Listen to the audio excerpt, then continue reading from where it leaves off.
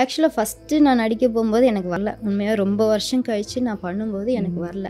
அது வந்து சொன்னது வந்து அங்கே ஒரு பர்சன் சொன்னாங்க, நீ எத்தனை சீரியல் பண்ணாலும் நீ இப்படி தான் எடுப்ப அப்படின்னு சொல்லிட்டு ஒரு கண்டினியூட்டி ட்ரெஸ் எடுத்துகிட்டு வரலன்னு சொல்லிட்டு தலைக்குறவாக பேசினாங்க. நான் பண்ண மாட்டேன்னு சொல்லி கிளம்பிட்டேன்.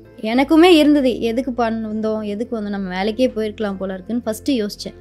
அதுக்கப்புறம் இது சொன்னதுக்கப்புறம் இல்லை நம்ம இதை பண்ணி காட்டணுன்றதுக்காக தான் திரும்ப நான் அதை இல்லை பண்ணி ஆகணும்னு சொல்லிட்டு என்ன நானே ரீக்ரியேட் பண்ணிக்கிட்டேன். ஒரு இல்ட்ரீட். ஆமாம், கண்டிப்பாக. அது எல்லாரும் முன்னாடியும் சொல்லும்போது நீ எத்தனை 100 சீரியல் பண்ணாலும் நீ இப்படி தான் இருப்ப அப்படின்ட்டாங்க.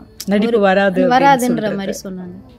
ஸோ இதுக்காகவே நம்ம பண்ணி காட்டணும் அப்படிங்கிறதுக்காக தெரியும், இப்போ அவங்களுக்கு தெரியும்னு நினைக்கிறேன்.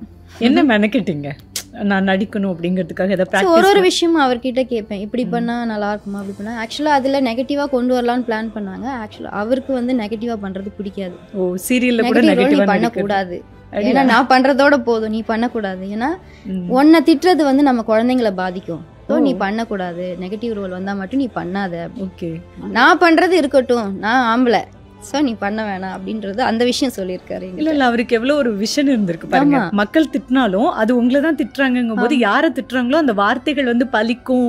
ஆமா, அது வேண்டாம், பிள்ளைங்களுக்கு ஏதாவது பாதிக்கும். மக்களும் அந்த மாதிரி தானே இருக்காங்க. சின்னதா பண்ணாலும் சரி, உனக்கு 2 பிள்ளைங்க இருக்குடி அப்படின்னு தான் எனக்கு மெசேஜ் வந்துச்சு. ஆக்சுவலாக நாம் இருவர் நமக்கு இருவர் நான் பண்ணியிருந்தேன். அது நெகட்டிவாக தான் கொண்டு போனாங்க. ஸோ அது என் பொண்ணுக்காக தான் பண்ணுறேன்றது அவங்களுக்கு தெரியல. அதுக்கு வந்து மெசேஜ் வந்தது, நீ 2 பிள்ளைய வச்சிருக்க, பொண்ணுங்களை வச்சிருக்க, பார்த்து நடந்துக்கோ, அவங்கள சேர்த்து வை அப்படின்ற மாதிரி மெசேஜ் வந்துச்சு. மக்களுடைய மெச்சூரிட்டி எவ்வளவு இருக்கு. அது சீரியல், தட்ஸ் ஆக்டிங் அப்படின்றத தாண்டி உண்மையிலேயே திட்டுறதுன்றது எவ்வளவு இம்மெச்சூரிட்டி. அவர் சொல்றது அப்போ உண்மைன்றது தான் எனக்கு தெரிஞ்சது, என் பிள்ளைங்களை பாதிக்கும் அப்படின்றது எனக்கு தெரிஞ்சது. ஸோ 2 பேருமே ஆக்டிங் போறீங்க, பட் எப்பயுமே சான்ஸ் இருக்கும் அப்படிங்கிறது இருக்காது. ஸோ அந்த ஃபினான்சியல் ஸ்டேட்டஸ் அப்படிங்கிறத 2 பேரும் அஸ் ஹஸ்பண்ட் அண்ட் ஒய்ஃபா எப்படி பேலன்ஸ் பண்ணிக்கிட்டீங்க? ஆக்சுவலாக நான் எனக்கு எவ்வளோ வருதுன்றதும் அவருக்கு தெரியும், அவருக்கு எவ்வளோ வருதுன்றதும் என்கிட்ட சொல்லுவார். ஸோ நாங்கள் பிளான் பண்ணுவோம், இது இதுக்கு அப்படின்னு சொல்லிட்டு நாங்கள் 2 பேரும் சேர்ந்து பிளான் பண்ணி தான் லைஃப் அப்படி தான் போயிட்டு இருந்தது. ஸோ எனக்கு அவருக்கு இது இப்போது ஒரு மாதம் கம்மியாக இருந்துச்சுன்னா எனக்கு அதிகமாக இருந்துச்சுன்னா நான் பேலன்ஸ் பண்ணிவிடுவேன்.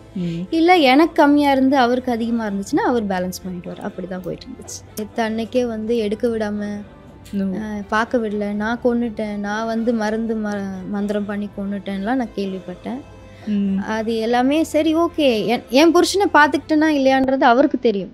நான் யாரையும் நிரூபிக்க வேண்டிய அவசியம் கிடையாது. போனாருன்னு சொல்ல முடியாது, கூடவே இருந்து இப்போ கூட என் பக்கத்துல கூட இருக்கலாம், என் கூடயே தான் வந்திருப்பாரு. ஸோ இருந்து பண்ணி கொடுப்பாருன்ற ஒரு நம்பிக்கை இருக்கு. தூங்கிட்டு இருக்கும்போது தீபான்னு கூப்பிடுற மாதிரி இருக்கும், ஏஞ்சி நான் உட்காந்து பார்த்துருப்பேன். என்ன மம்மி என்ன உட்காந்துருக்கீங்கன்னு கேட்பா, ஒன்றும் இல்லைன்னு சொல்லி படுத்துருவேன். ஸோ அது அவங்க பயப்படக்கூடாது அப்படின்றதுக்காக. வெயிட் எவ்வளோ குறைஞ்சிருந்தாரு அவரு? ஆக்சுவலாக அட்மிட் பண்ணும்போது 70 கிட்ட இருந்தார். ஃபாஸ்டாகவே ஆகும்போது 38. பாதிக்கு பாதி குறைஞ்சிருக்காங்க இப்போ வெயிட்டு இல்லை? வெறும் எலும்பு மட்டும்தான் இருந்துச்சு. ஸோ பார்க்கவே ரொம்ப கஷ்டமாக இருக்கும். அதுக்கே மனதிட வேணும் இல்லை? இதில் ஊர் பேச்சு வேற, என்ன பண்ணுறது, நம்ம மக்கள் அதை வாய்க்கு நாக்குக்கு எலும்பு இல்லைன்னு சொல்லுவாங்கல்ல, அந்த மாதிரி தான். என்ன வேணால் பேசலாம் அந்த மாதிரின்ற இருந்துச்சு.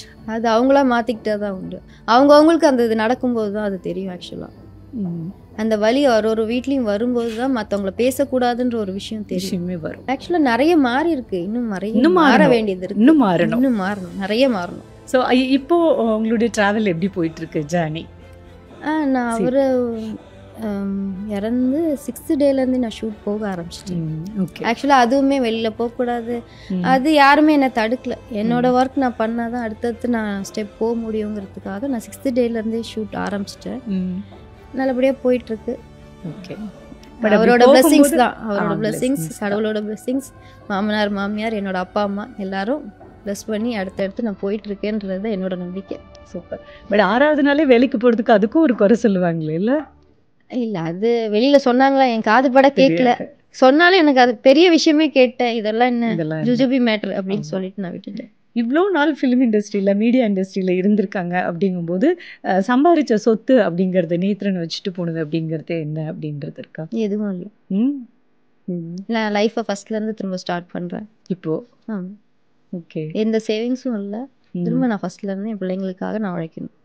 ஒரு ஒரு பணத்துக்காக பொண்ணுங்க லவ் பண்றாங்க அப்படின்றதெல்லாம் நிறைய இது இருக்கு இல்லையா, சொல்லுவாங்கல்ல, நிறைய டபூஸ் இருக்கு. பட் ஒரு பொண்ணு வந்து பணம் புகழ் எதையுமே எதிர்பார்க்காம அன்பு மட்டுமே அவரை பிடிச்சிருக்கு அப்படிங்கிறது மட்டுமே உங்க காதலா டிராவல் பண்ணி இப்பெல்லாம் அப்படிதானே, என்ன பேக்ரவுண்ட் இருக்கு அப்படின்றது ஸ்டார்ட் பண்ணி தானே லவ்வே ஸ்டார்ட் பண்றாங்க.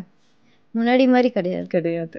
17 வயசுல எப்போ நேத்ரனை பார்த்து ஸ்டார்ட் பண்ணும்போது என்ன ஃபினான்ஷியல் ஸ்டேட்டஸோ, இப்போ அவர் 45 வயசுல 2 குழந்தைங்களை கொடுத்துட்டு போயிருக்காரு. அகெயின் அதே ஃபினான்ஷியல் ஸ்டேட்டஸ் தான். பட் அவங்க ரொம்ப ஸ்ட்ராங்கா இருக்காங்க, இன்னும் சாதிப்பாங்க. ஆனால் கிரேட். ஓகே, மீடியா இண்டஸ்ட்ரியில என்ன சொல்லணும்னு விரும்புறீங்க நீங்க? என்னை பொறுத்த வரைக்கும் யாரையும் புறம் பேசாம இருக்கிறது மட்டுமே போதும். அவங்கவுங்கள லைஃப் வாழ விட்டுருங்க, அவ்வளவுதான் நான் சொல்லுவேன். வேற எதுவுமே சொல்றதுக்கு இல்லை. அன்பா இருங்க, எல்லார்கிட்டையும் பாசமா இருங்க. பேசணும்னு நினைக்கிறீங்களா போய் பேசிடுங்க, தள்ளி போடாதீங்க, அவ்வளவுதான். அந்த ஒரு விஷயம் நான் எப்பவுமே சொல்லுவேன்.